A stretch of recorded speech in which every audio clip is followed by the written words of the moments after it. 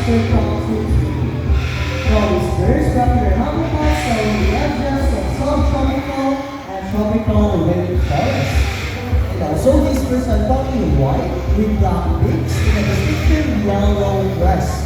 So ang crest guys is kanang yellow sa head, ngunit itawag ng crest. So ano siya? So ngunit itawag ng crest. Now our next picture breeds is our umbrella cockatoo baja, also known as the great white cockatoo. Now they're called umbrella cockatoo, that is because of their rolling white crest that raises like an umbrella. So again, if you're not dressing na dyan, masaka, mura na siya umbrella o burma. So if you compare Tweety and Nigel, you can tell the difference. Tweety has a yellow crest,